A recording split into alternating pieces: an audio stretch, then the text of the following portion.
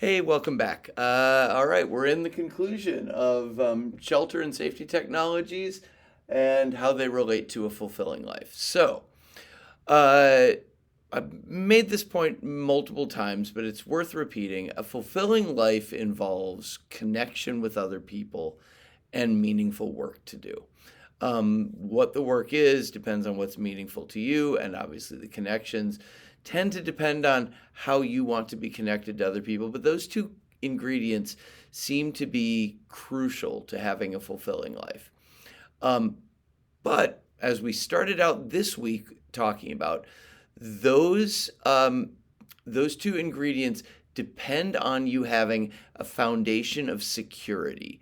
Life can't be chaotic. You have to be able to be protected, sheltered from the elements, and safe from violence or threat. And what we talked about is technologies that are designed to do that, although they all come with trade offs. So, um, let's talk about connection first. Connection in the context of individualizing technology. So, we talked about the fact that these technologies get us to see ourselves as individuals first, not as members of a community first. They get us to see ourselves as living in the context not of other community members, but of potential threats. Now, I don't want to make it sound like every person is nice and you should just, not have locks on your doors or anything. It's just important for us to understand the frame of mind that we are trying to pursue a fulfilling life in. But within the frame of mind that this technology puts us in, it makes it harder for us to be able to connect with people. Our ability to connect suffers when we view other people as threats. And that's what our technology tends to make us want to do. Our culture, our technology leads to, is produced by, and reinforces a culture that gets us to think of ourselves as individuals in the context of threat. And if that's how we're thinking about things, our ability to have those connections that lead to a fulfilling life, they just become more challenging.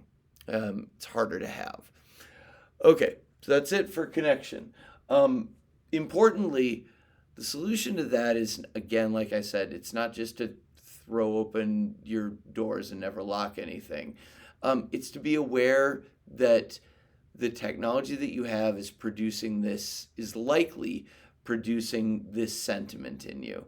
And in order for you to have a fulfilling life, you're going to have to cultivate relationships despite the fact that your tendency is on average going to be a little bit more protective of yourself than our species evolved to be. Okay, that's point one about connection. Point two is about meaningful work. Meaningful work in the context of technology and culture designed to keep us inside. So again, I've talked about this earlier. We have this model of the human brain and of human beings generally as information processors.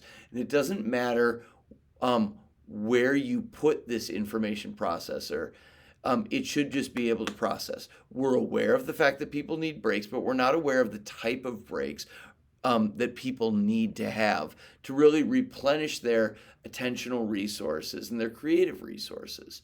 Our ability to do meaningful work depends on us being able to focus and being in a positive frame of mind. But our technologies, particularly the ones that keep us inside more, compromise us by alienating us from nature.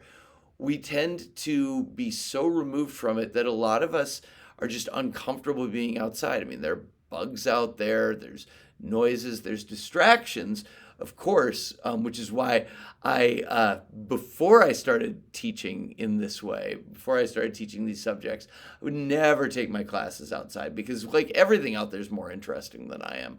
And I didn't want to have to compete with that. Now I realize that it's more interesting out there and that has a positive effect on us. I just have to be able to condense what I'm doing down so that people can learn, but then go away and replenish, and then come back to me and learn, and then replenish. And that if we do that, even though it's not a 50 minutes or 75 minutes, or when you're working 8 straight hours of hammering away at the task, we're way more efficient because we don't drain our attentional batteries just applying ourselves. We replenish them by being out in nature. Our time away from work, sorry, this is the last point about this. Our time away from work outside is what makes it possible for us to do our best work. Okay, so now we're armed with a little bit of knowledge about this.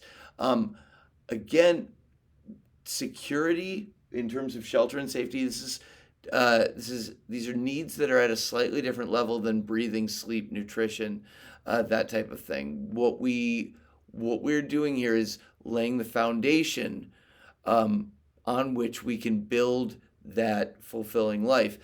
We have to be able to have these things. And the problem is the technologies that we have, the trade-offs are things that you have to think about.